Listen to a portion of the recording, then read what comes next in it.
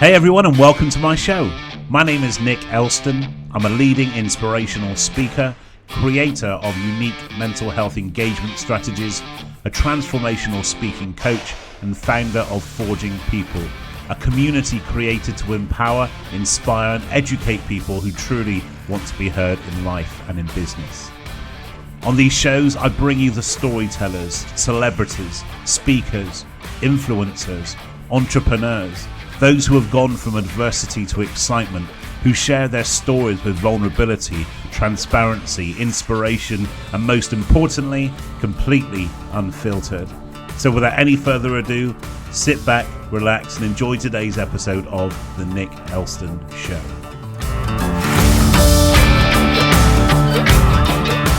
Hey everyone, and a big welcome back to The Nick Elston Show, and it's season 3, episode 3, with another amazing guest. We have a former golf pro in with us today, budding speaker and author. There's nothing this man can't do. It's Mr. Matt Nixon. Big round of applause for Matt. How are you doing, Nick? Thank you for having me. Our pleasure. Thank you for giving your time to be with us. So take it away. You do tell us what you're about. I know what you're about, but they don't. So over to you. Okay, now just before I do that, there's one thing that runs in our family, and it's kind of like a Nan story. So when we say to my dad, you're talking like Nan, God rest her soul. It's basically she's taken way too long to give a quick story. So I'll try and keep it relatively short and sweet. But yeah, basically, brace yourselves, folks. Buckle in. We're in for a long one. That's it. I will try my best not to. Maybe give me a wave or a wink or a nudge or something if I'm doing that. But yeah, basically, I now live in Stratford upon Avon, which is actually really nice and sunny today, looking out the window. But I used to be a golf pro. I still work in golf, actually. I was a golf pro for about 20 years in the Midlands, kind of Worcester, Shropshire and Warwickshire area. I used to teach golf, run golf clubs, etc. And now I work for a golf union, which is basically a county organisation. Alongside of that, myself and my wife have got a travel business called 52 Degrees North Travel. So 52 degrees north is actually the coordinates of Stratford. It's got the connotations on purpose, really, of it being adventurous sounding. So 52 Degrees North Travel has that hint of adventure, and that's what we're kind of into. We do trips anywhere and everywhere, beach or not, but really our passion lies in the adventurous stuff, which is kind of where down the line where some of the stuff I've been doing recently with that. Yes. So because our paths crossed when you first attended my speaking academy back in the in-person variety, pre-zombie apocalypse and everything. And you certainly had more than one story to tell, for sure.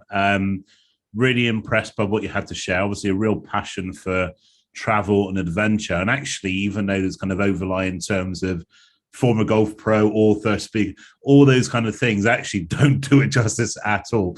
And I want to dig into kind of some of that, I guess, today. I've had the pleasure of working with you one-to-one since and helping to build your story and your kind of presentations and things. So why is travel and adventure so important to you? Why does it drive you the way that it drives you? I think for me, really, it's I get sad when people who I speak to or who I know or whatever go to the kind of same places and experience the same things every year or every 6 months. And we do as well, by the way. You know, we go, like we've just been to Tenby in Wales. And I've been going there since I was pushed on a pushchair. My grandparents had a caravan. My mum and dad got a caravan there. So I've been going there for 40 years, but still find new things to do when we go. So that is fine. But trying to see something outside of that area is really important to me. And to experience new things really is primarily, I think, what it's all about.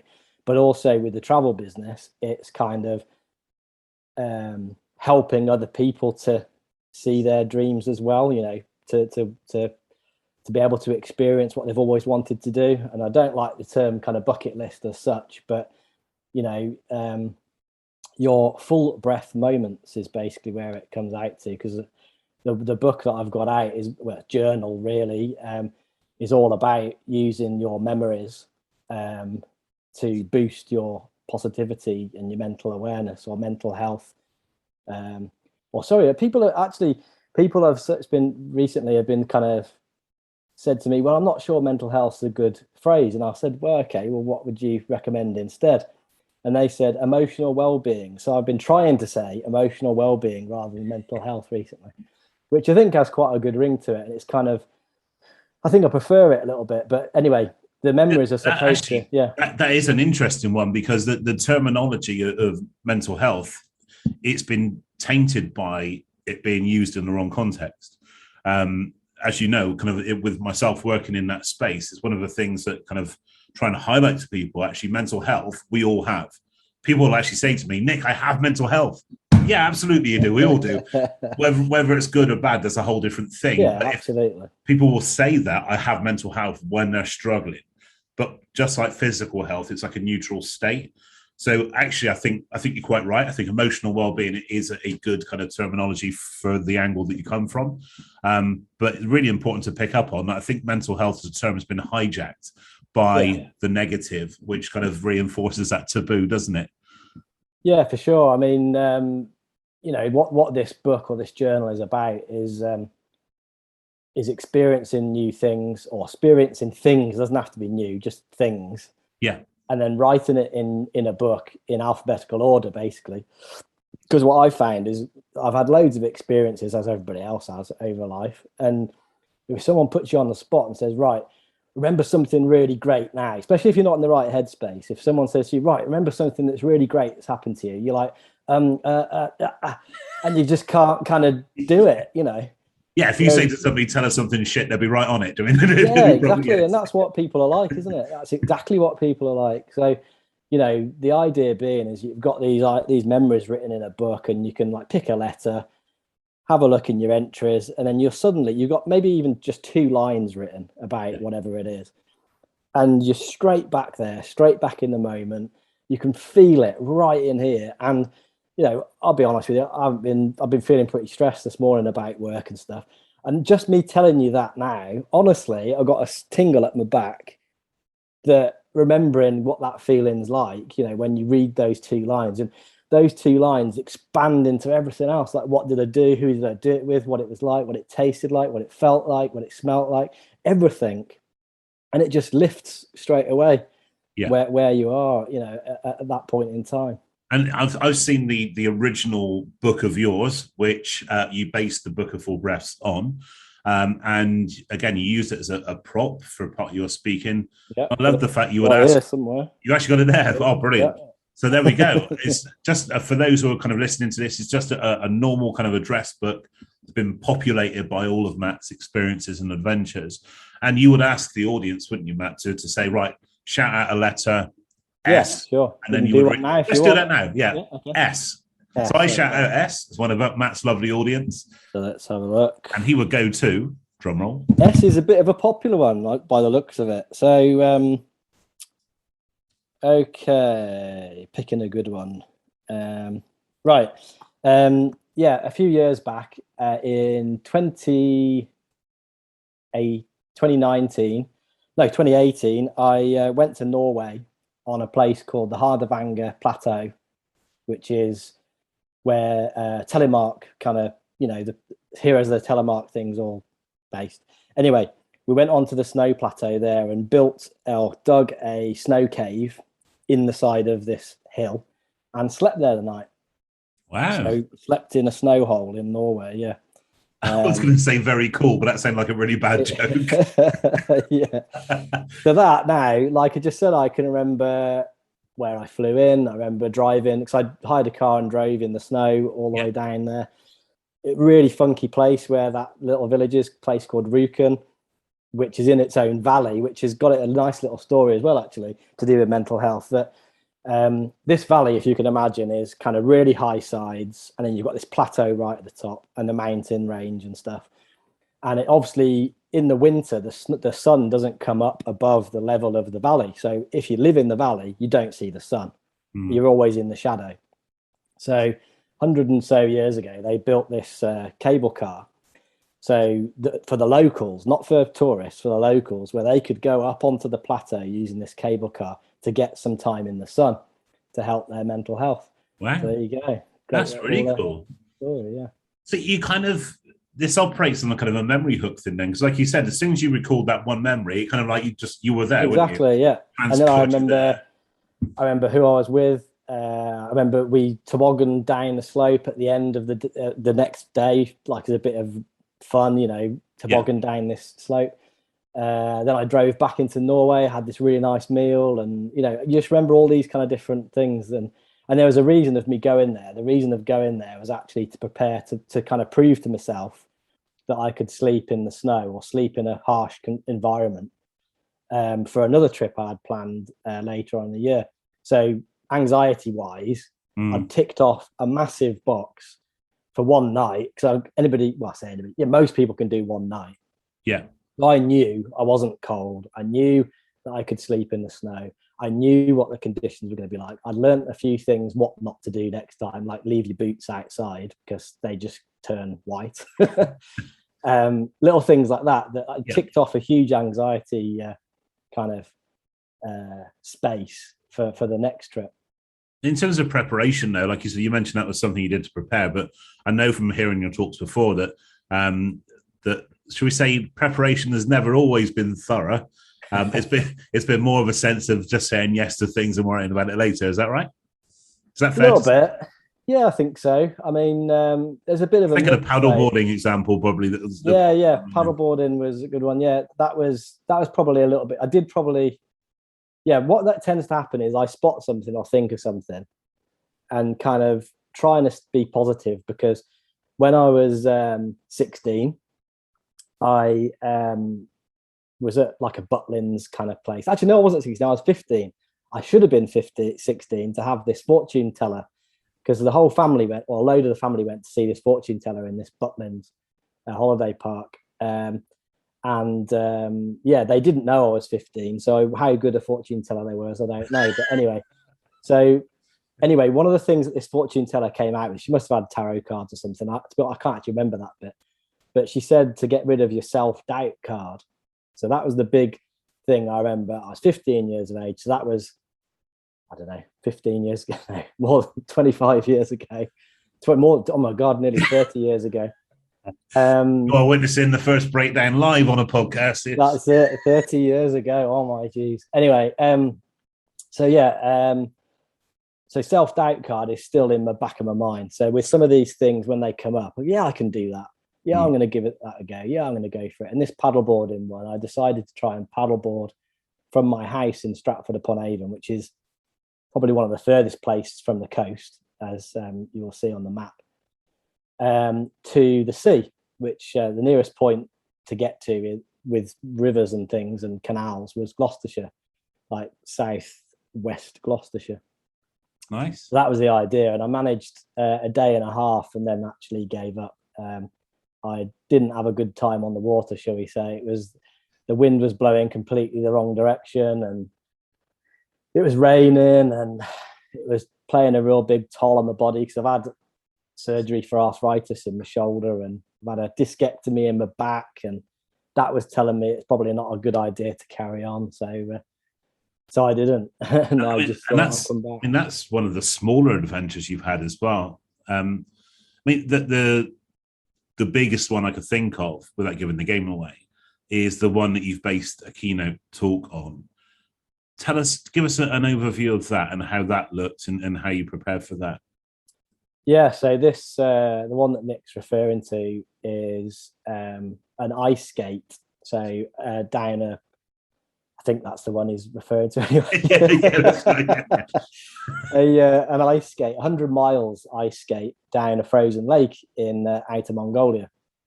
And it's obviously in the middle of nowhere. Everybody kind of thinks of Mongolia as in the middle of nowhere, and it kind of is. So this was out of Mongolia is quite a good word, because it is out of any kind of civilization at all. So you are in the middle of nowhere. And it's minus kind of 24 degrees. So there's not really any hope of the ice melting. So that's kind of fine, although there are some dodgy areas to miss. But anyway, over 4 days, or some people ran it. One person cycled it with the little studs in the tire. And I chose to ice skate it because I thought that would be the easiest way to do it. Being honest, that's why I picked it. And I thought it was kind of the most different, because I do like different things. Like if there's some normal thing about it, I don't really get excited about it. I kind of like doing things a little bit differently. And when I did that, obviously that was very cold. And believe it or not, the biggest worry that I had with doing that trip was getting too hot. So when it's minus 24 and then wind chill down to minus 40 on one of the days, so you're getting what we lovely called snot-sticles, kind of these icicles dangling down past your mouth, and you're getting, frost icicles in your eye and the corners of your eye, and wow, it's kind of really super cold. And the thing I was most worried about is getting hot. Wow, jeez. I mean, so how has been kind of the last, well, as we record this in September 2021, how has the last kind of 18 months been in terms of your ability not to travel and not to have the same level of adventure? How has that affected you? Yeah, I must admit, I've missed out on 2 or 3 big trips that I was wanting to do, as has everybody, like I was meant to be doing a cross-country ski across Svalbard. So Svalbard is like, you've got mainland Norway, the northern point of that. Then you've got the North Pole right at the top, let's say, of the world. About halfway or a stepping stone down from the North Pole is this island called Svalbard. And it's part of Norway still. But I was going to cross-country ski across that and camp. And as one of the draws with that, believe it or not, was that someone would have to be there with a gun in case of polar bears. Wow. It's kind of that kind of extreme. So that got cancelled twice, and then I actually can't go on it next year. The dates don't fit, so I'm really disappointed with that. There's a couple of things I wanted to do, but the highlights, if you like, is that I've done things in the UK. Yeah. So I took a group up to do Ben Nevis last October. And while we were there, we did a couple of really good walks up around there, like Steel Waterfalls and the Hidden Plateau, which is a really cool place. I really like that one. And that's only half an hour walk from the road. It's not like in the middle of nowhere. But it feels like it because of where you are. And so we did that. The paddleboard thing was actually last August, I think. And that was kind of picking a window as soon as I could to go and do that. Yeah. And then in May this year, one of my friends kind of came up with an idea. It's a well-known idea, but he kind of spotted it and told me about it. It was a cycle up the Outer Hebrides. So there's in the kind of northwest part of Scotland, there's this 10 island chain. There's more islands than that, but the chain itself is 10 islands, and they're either connected by causeways or little kind of 20-minute, half-hour ferry journeys. And the done thing, if you like, is to cycle that from south to north, which is I can't remember how far it was now, but I think it was about 200 miles, 180 miles. Wow. So I went and did that in May by myself. As soon as I knew I was allowed to, and officially, I'm not actually sure I was meant to be. I was supposed to stay in a hotel in Glasgow, because I flew in from Glasgow to southern point of the islands called Barra, and we actually landed on the beach. So it's the only runway that's there all year where you can land on the beach. So that was really cool. In this tiny little plane, I'd like 5 of us on there. And then hired a bike, and then set off up the chain, and I camped on the way with that as well. That was really cool. Brilliant stuff. Really, really good stuff. So professionally, like I said, the work, again, golf was suddenly, albeit it was probably one of the fastest things to come back, I guess, but it was also not an option anymore. That was obviously a challenge. And I know that was also a period where you were experiencing like furlough and that kind of stuff. That's true, yeah. Weirdly, when we were chatting about that, I kind of forgotten all about that. That is so strange. But that's the scariest thing, isn't it? I mean, to start with, like 18 months, like genuinely, what the hell? That nobody kind of thought it was going to be for that period once you kind of wrap their heads around it. But it's amazing what you forget and how quickly. I mean, I saw my niece and nephew at the weekend for the first time in quite a while, and like they're actually properly look like adults now. What the hell happened over the past 18 months? I think even though I was on furlough, and because basically I was on furlough because all of our golf events got cancelled, because I don't work at a golf club. I work kind of from home and put on events for the county, and so there wasn't anything to do. There wasn't any reason for me to be there, kind of thing. But because we kept so busy, the travel business was obviously just horrendous, because of course people are moving things and cancelling things and refunds, and people wanted to book this year, and even a load of those didn't happen as well. And so that was, really, really hard. But we had the kids obviously working from home as well in school. So we've got two boys. Yeah. So school, homeschooling them as well, again, as everybody else did as well. But that was quite hard. And so I think it was because I kept so busy, and obviously doing the kind of stuff that we did together as well. That was a real good focus for me to kind of work on as well. So that was a massive upside to that. I mean, on the flip side of all of those kind of challenges, I guess, is that you launched your first book. So the Book of Full Breaths is now an actual thing that's out in the world, which is amazing. There we go. I've got a copy here as well in my office. So you've got that. And also your speaking career has really flourished. So that started with you doing a series of webinars. And again, further proof that speaking remains alive and well, even in a virtual context. And it's interesting going into the next phase that I would say even 50% of my bookings are still online. So there genuinely is this kind of hybrid mentality to delivering now. But you were talking about running these webinars, delivering talks around travel and excitement and adventure and lots of different things. You're also now delivering this into the education space as well, I believe. Yeah. So that's exciting, isn't it? That's another direction to go to. Yeah, it's good. I mean, with the talks I've done, I mean, the thing with the book is that you can use it as a workbook, like a workshop, rather than just me talk about stuff to do with what I've done. I mean, I give obviously a little bit of an idea of where the idea came from and what I get up to and things like that. But also it is important that these full breath moments that go in the book don't have to be anything massive. Like there's stuff in there that, like for example, last week, again, went to Tenby in Wales, and me and the kids and my wife went and did coasteering, which is where you climb across the rocks and jump off, not a cliff, but, rocks into the sea. So that's in there for sure. So, Nice. That was in Wales and was an hour-long session or an hour and a half long session. So, but with the education space, what you do find is that the kids still have that imagination. That's the difference.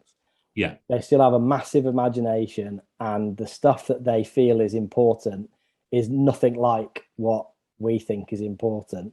You say to them, right, what do you want to be when you grow up? And they'll say something big. They're not thinking, I'm going to be, I don't know, a teacher, let's say. They just don't think along those wavelengths. They're thinking astronaut and explorer maybe, or something big, or rocket science. They come out with stuff like this and you think, yeah, that's great. And there's no reason why they can't do that. Yes, it might be unlikely that they don't quite go into space, but if no one has that dream, then no one will be doing it.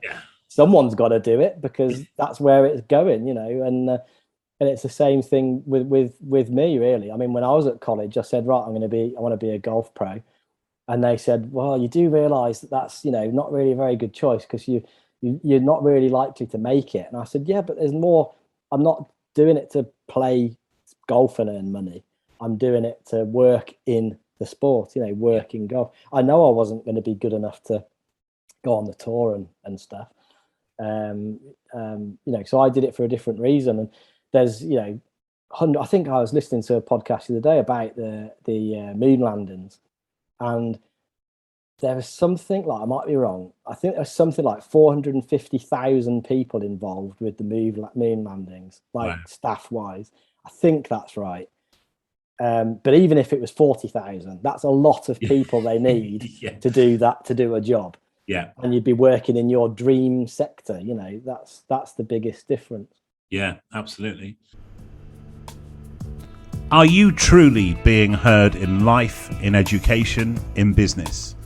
Your ability to deliver any message with clarity, power, and emotion will have an ultimately defining impact on your success, personally and professionally. Forging People, founded by Nick Elston, is an online community developed to empower, inspire, engage, and educate you to truly step up.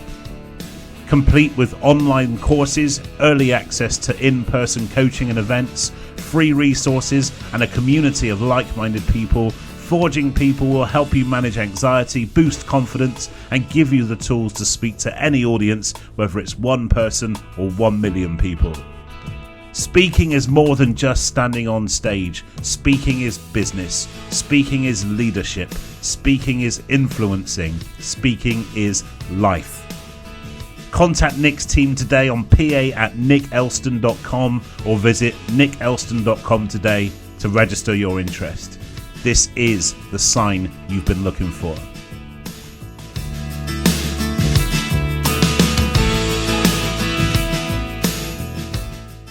Now, what I love about what you do, I think is a common thread of the people that have been on the show over the past few seasons, is that you are not afraid to show vulnerability. You're not afraid to show the reality of your journey. And you mentioned kind of the tarot kind of example as something which was formative, but I also know at a relatively young age, you also experienced things like loss. Yeah. Has that helped to kind of fuel that passion you have for life? I think it must do. I mean, it's one of those things that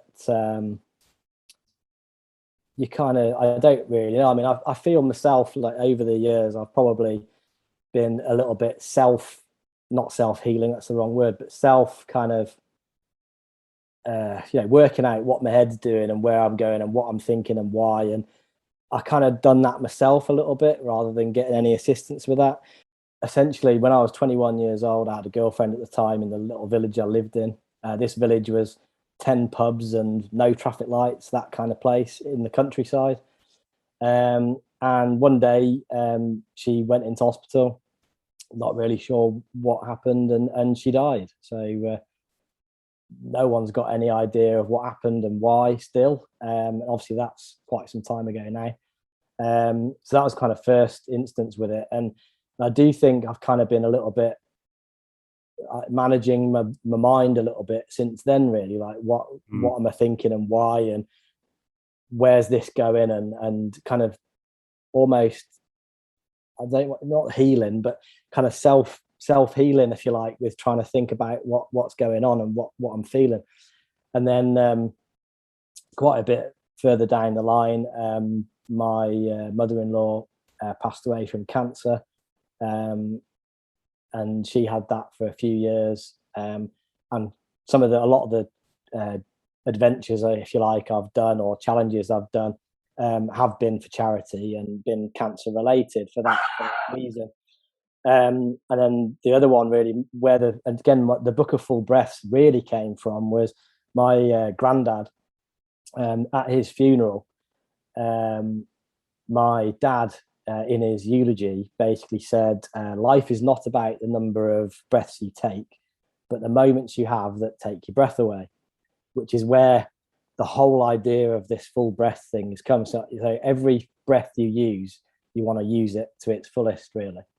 And again, at his the wake after his funeral, I found out more about my granddad there, like sadly in a way, than what I did before. But some of it was related to the war. You know, like he was there on D-Day +1, so the day after D-Day, he was on that beach, and the only reason he wasn't there on day one is because his truck wouldn't start because he was a truck driver. So whether that, you know, little something like that, you think, wow, you know, that's a massive, massive thing to ever have happened in the whole world. Yeah.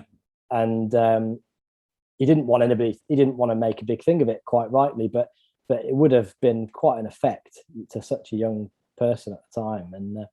And that's kind of where the whole idea came from. Yeah. Really. So it actually becomes, thank you so much for sharing that. So I'm always amazed by your kind of candor when it comes to kind of sharing this stuff, and thank you. I mean, so therefore it kind of builds your self-awareness, maybe, that yeah, definitely. you have that ability to kind of take that step back and look at an overview of what's going on. Yeah, I think, and I get it, you know, it's not just, I'm sure it's not just me, but, you know, you can feel things happening years down the line, even now, that you're kind of thinking, yeah, that's not quite right at the minute. I'm not feeling too good at the minute. What can I do to try and fix it? Or what do I think I need? And some of these adventures or challenges that I do kind of do that. They help me with that, you know, whether it's me taking my mind away from the general kind of bits of life like work or whatever, and kind of putting it into my energy and enthusiasm into something different. Because in my book as well, I talk about F.U.E.L. So F.U.E.L for me stands for Future Unique Experience List. So if you've got one of those lists where you want to have these future experiences, then that helps fuel and keep you up, you know, looking forward to it. And almost actually after the Hebrides cycle trip, that was in my list, and I've done that now. I've ticked it off. And I do actually feel like I've dipped a bit. And I did a coastal adventure race in July. And since July, I did a lot of training. I did like 500 kilometers or something up to that point of running. And I've done 10 or 16 or something since. And I can feel mentally that I'm suffering from it. Yeah. And I need to get out and do it again. So I've entered some other things to make me get out and do it. Nice. Because you know, people say to me, well, what you could just do that anyway. You could just go for a run anyway. Yeah, I could. But if something's in the diary, the date's there, I might have had to pay a little bit of money to do it, but it's in the diary, it's set. I'm going to go, and that's the one I'm working for. Yeah. And if I've got that there, I can't get out of it. And then if I tell people I've entered it, which I have done, yeah, then I can't just pull out of it because I've told people I'm going to do that event. So it becomes a commitment. Yeah, and that kind of helps me get outside, and then that for me helps me sort out my brain a bit. I mean, I'm going to the Lake District for a weekend walking in October, so looking forward to that as well, to kind of clear the air a bit. But it's things like that that help. Something different, really, something exciting that helps me get on and do things like that. Yeah, love that. I guess the one thing I wanted to touch on before we kind of sadly come towards the end of the show is that you had some time kind of working and living in the US. Yeah. How did that look? That was in the golf environment, wasn't it? Yeah. Again, pretty not that long after my girlfriend passed away, probably about, I don't know, it might have been a year or so. I'd moved jobs to Stratford, which is about an hour away from where I used to live. So it was a big kind of, so that looking back now, that's obviously quite an attempt to kind of pull away because the little village where I was in, everybody knew, you know, everybody knows everybody, and everybody knew what had happened. And I suppose I wanted some distance from it. So I applied for a job teaching golf in Philadelphia. For anybody that knows golf, there's a course called Merion, which is very famous, where US Opens and things like really major events have been played.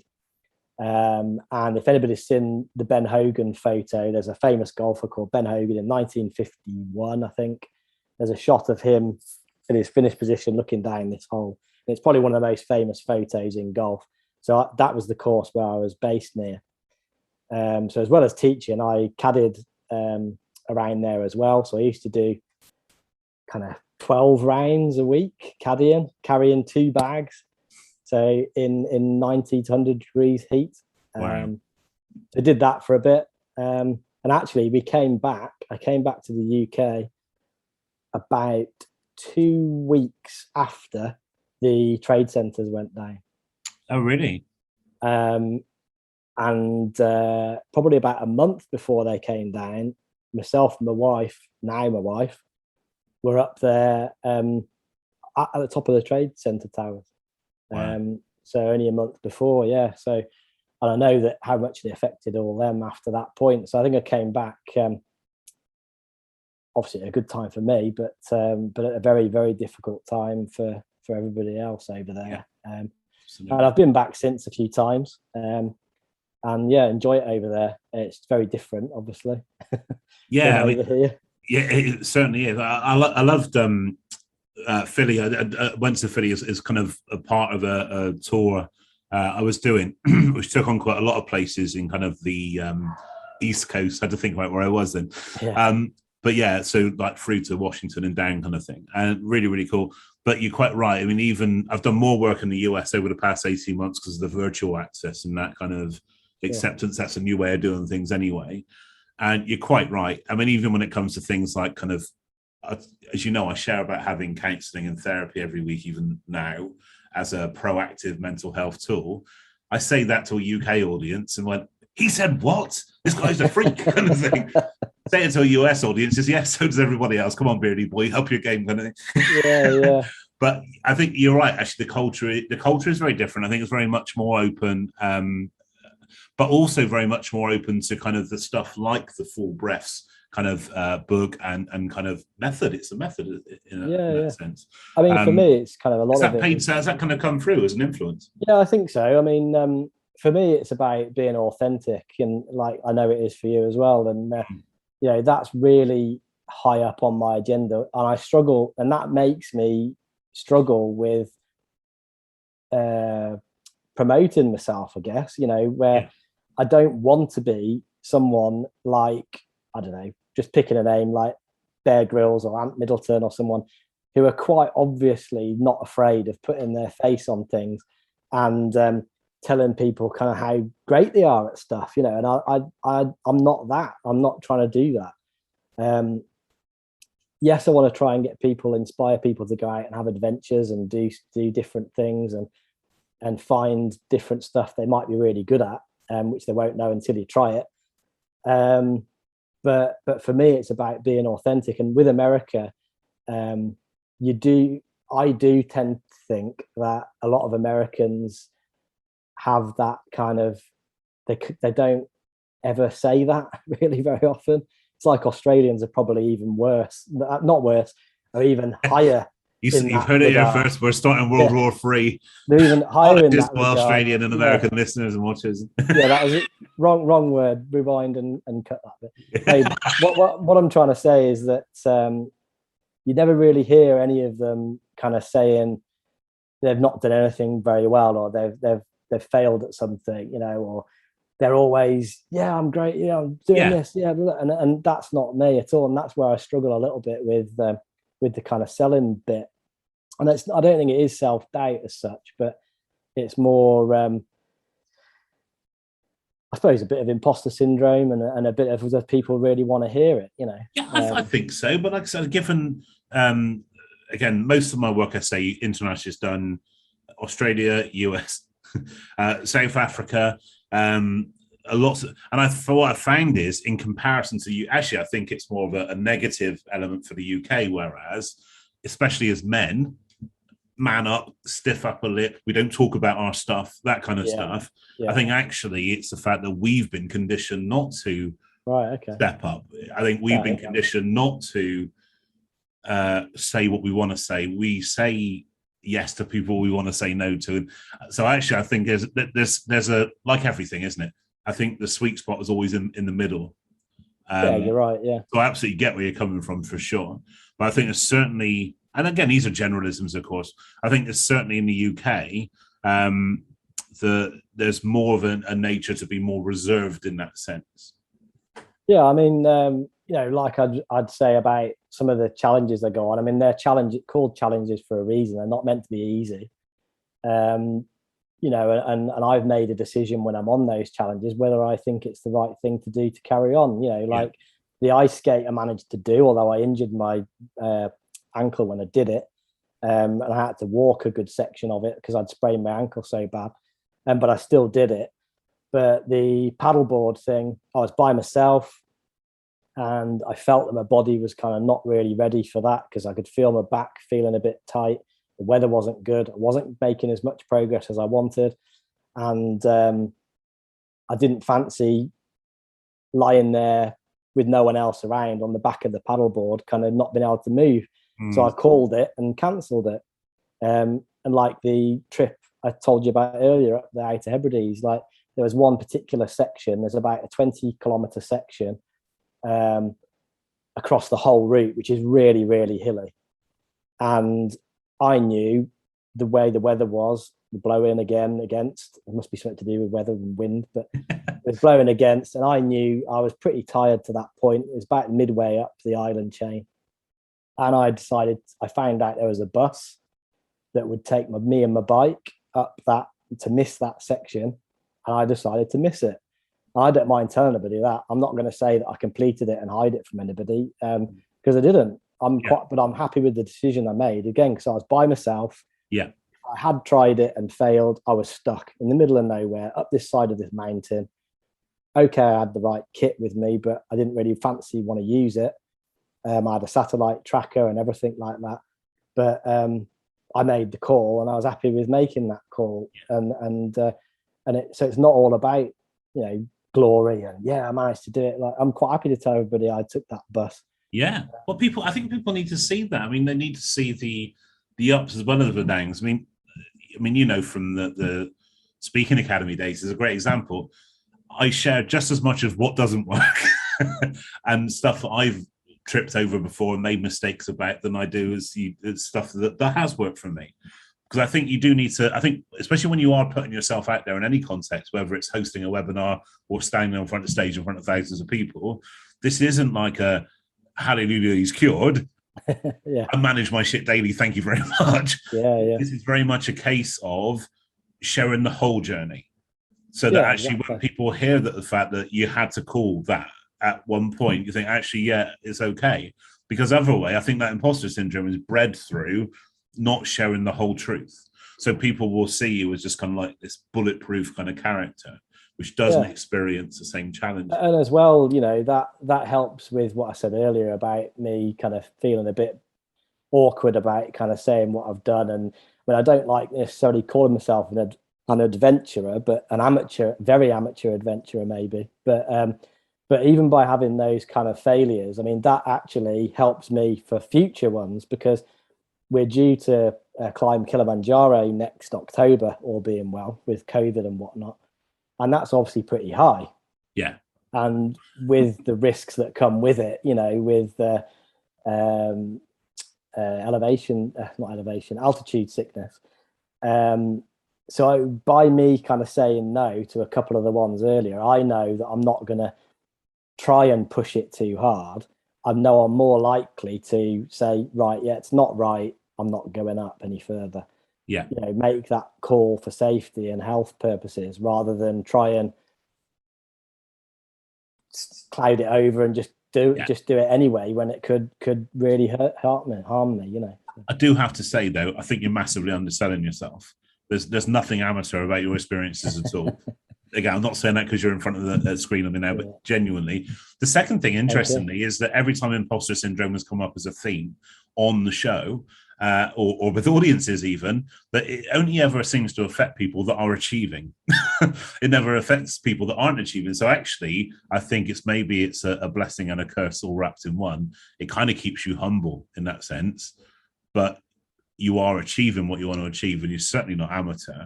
And you can tell that from the challenges you have coming up, as well as the challenges you've been through before.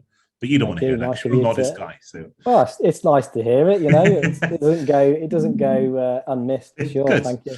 So the final questions I ask everybody on the show. So I'm now the MC of the O2 Arena. 20,000 people have paid their hard-earned money to come and hear you talk about your non-amateur adventure travels. I'm just about to announce you to the stage. You're sat in the green room and your walk-on music kicks on. That track that motivates you, that lifts you, that gets your energy up as you walk to that stage. What would that track be and why? Well, as you know, I struggle a little bit with this one. And there's loads and loads of different songs for different reasons that mean a lot to me, one of them being a country Western song. Dixieland Delight, that happens to be one of my favorites. Alabama, nice, good stuff. But that, I can't imagine walking onto that, to be honest. No. So, yeah, exactly, yeah. So yeah, I think something that's got a bit of an impact and the words mean something to me would be Thunder by Imagine Dragons. And it's just when you actually kind of read the words of the first few bits, it kind of settles in a little bit. You got lightning before thunder, and so there's something going to happen, something's coming, and it's that kind of and then with the connotations of the actual thunder and lightning and what it feels and when you're in a thunder and lightning storm, Good stuff. Love that. Yeah. Matt Nixon, big round of applause. Thank you very much. Thank you so much for being on the show. No, it's been a pleasure. Thank you for donating your time. Been such a pleasure having you on. Would love to have you back on a future season as well. So yeah, absolutely. Thank you very much. Very pleased to be asked to be here. Thanks very much. Please do connect and follow and buy stuff from Matt. His details are in the bio, so please do check him out. I'm sure he'll be happy to answer any questions you have and point you in the right direction of stuff. I know he will. Absolutely. And for everybody else, please stay tuned for next week's episode. So next week, we have the executive director of Bristol Rovers Football Club coming on the show to talk about his own personal experiences within football's the game, but also on the plight of the club as we stand right now. So really, really interesting show and a real diverse kind of mix to throw into season 3. So stay tuned, be well, and take care of yourselves. I'll catch you soon. Cheers, guys. Bye-bye. Bye. And that's a wrap. A big thank you for tuning into today's episode. Please do leave us a like and hit subscribe for the fantastic upcoming episodes that I will be bringing to you, featuring more amazing guests. But for now, be well, be happy, be safe, and remember, as I always say, it's what you do next that counts. Until next time on the Nick Elston Show, take care. I'll see you soon. Cheers, guys. Bye-bye.